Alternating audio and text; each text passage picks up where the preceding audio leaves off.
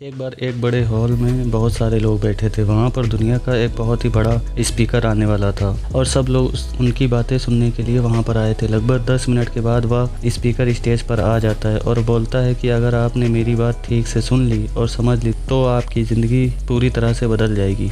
उसके बाद वह अपनी जेब से एक बिल्कुल नया चमकता हुआ 500 रुपये का नोट निकालता है और उसको ऊपर करके सबसे पूछता है कि ये नोट आप में से किसको चाहिए। ये सुनते ही सब लोग अपने अपने हाथ ऊपर कर देते हैं। वह स्पीकर बोलता है कि ये नोट आप में से किसी एक को दूंगा, लेकिन इसके लिए आपको थोड़ा वेट करना होगा। अब वह स्पीकर उस नोट को मुट्ठी में बंद कर लेता है और थोड़ी देर तक उसको मसलता है और उस नए नोट में सल पड़ जाते हैं और वह थोड़ा पुराना सा दिखने लगता है और वह एक किनारे से थोड़ा फट भी जाता है। इसके बाद वह फिर उस नोट को ऊपर करके पूछता है, अभी ये 500 का नोट किसको चाहिए। इस बार भी सभी लोग अपने हाथ ऊपर कर देते हैं। तब स्पीकर ने उस नोट को जमीन पर गिरा दिया और उस नोट पर 3-4 बार पैर रख दिया। इससे नोट और भी पुराना हो गया और उस पर थोड़ी मिट्टी भी लग गई। फिर उन्होंने उस नोट को ऊपर किया और पूछा कि अब बताओ, अब इस नोट को आप में से कौन लेना चाहता है। और इस बार फिर सब ने हाथ ऊपर कर दिए। स्पीकर अब नोट को फिर से नीचे जमीन पर गिरा देता है और उसको दोनों पैरों से रगड़ देता है और उसके ऊपर चाय भी गिरा देता है।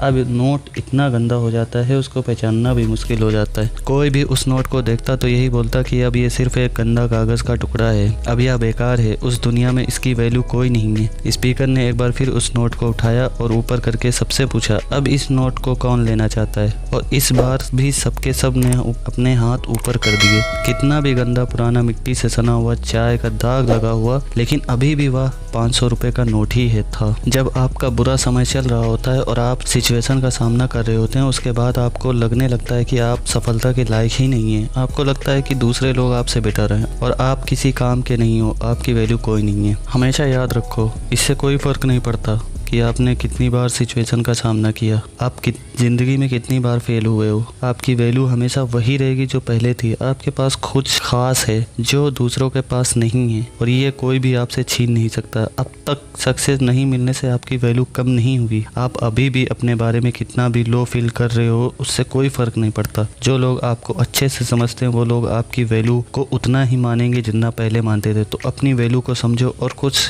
बड़ा करके दिखाओ। तो दोस्तों, ये कहानी आपको कैसी लगी हमें कमेंट में ज़रूर बताएं और अगर आपको ये कहानी पसंद आई हो तो लाइक ज़रूर करें, ज़्यादा से ज़्यादा अपने दोस्तों को भी शेयर करें और मिलते हैं अगली वीडियो में। तब तक के लिए जय हिंद, जय भारत।